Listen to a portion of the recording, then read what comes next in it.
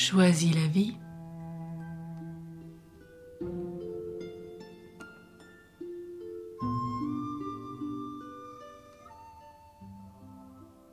Savoir tirer des leçons.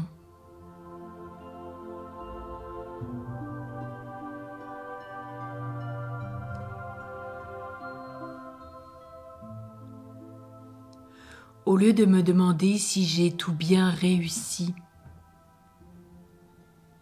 il serait plus approprié de chercher quelles leçons je pourrais tirer de mes échecs. Car il y a toujours une leçon, une grâce. J'ai le droit à l'erreur, mais le devoir d'en tirer un enseignement, et j'accepte de me pencher sur ma vie pour en revoir les failles, comprendre le sens de mes erreurs et décider de changer d'orientation.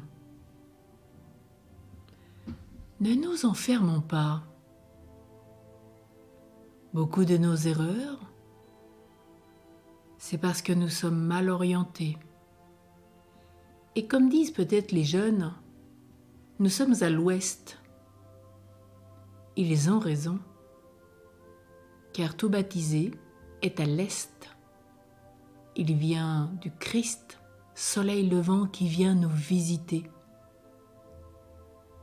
Oui, demandons cette grâce d'être tous les matins bien orientés et de ne pas nous entêter, de savoir changer de direction. Peut-être à ceux qui sont parents. Nous savons que nous avons pu nous tromper dans l'éducation de nos enfants. Certes, ne nous culpabilisons pas, mais regardons-nous en face.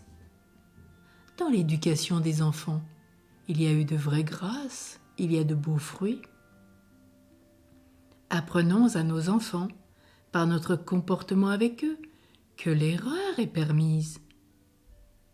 Et nous pouvons leur en demander pardon.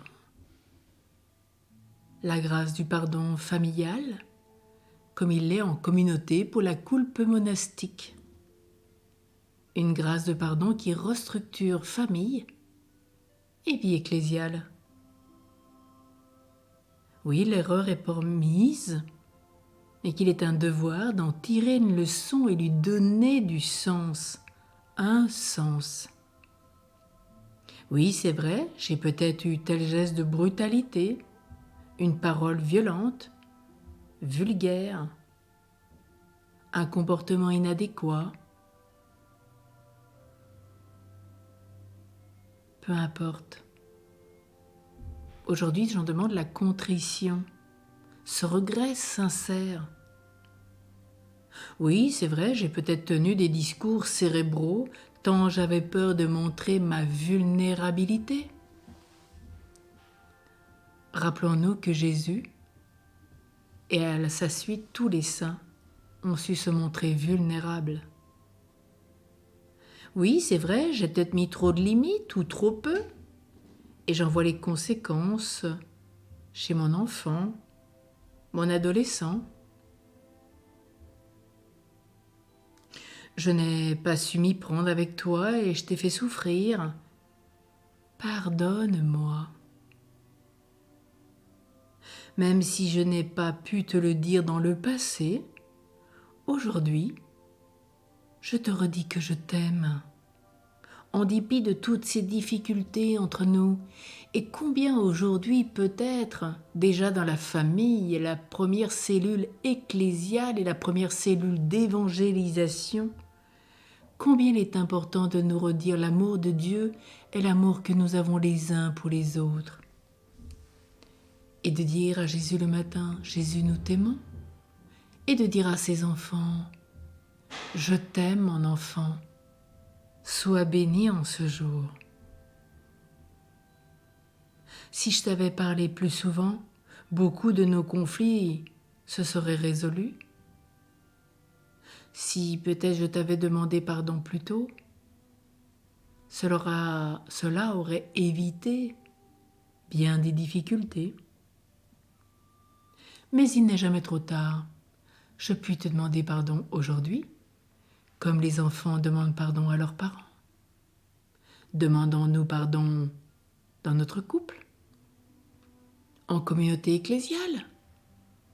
Demandons pardon à tous nos frères et sœurs que nous blessons peut-être inconsciemment, et c'est sûr.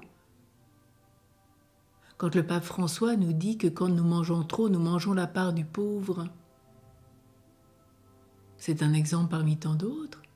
Nous montrons bien, comme dit saint Paul, que nous sommes co-responsables les uns des autres. Si un membre s'abaisse, tout le corps s'abaisse. Si un membre s'élève, tous les membres s'élèvent.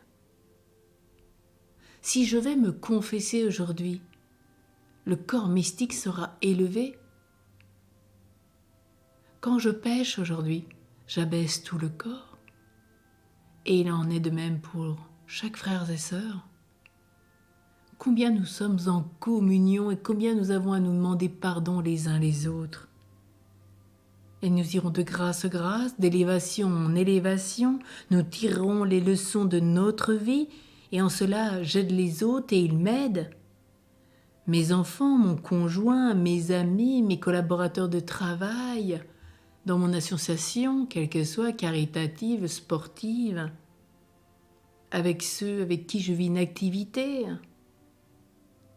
Tous nous sommes appelés à faire de même, à nous demander pardon, et suite à nos échecs, à nous réorienter, à prendre le bon chemin et donner un sens à notre vie qui est faite pour l'éternité.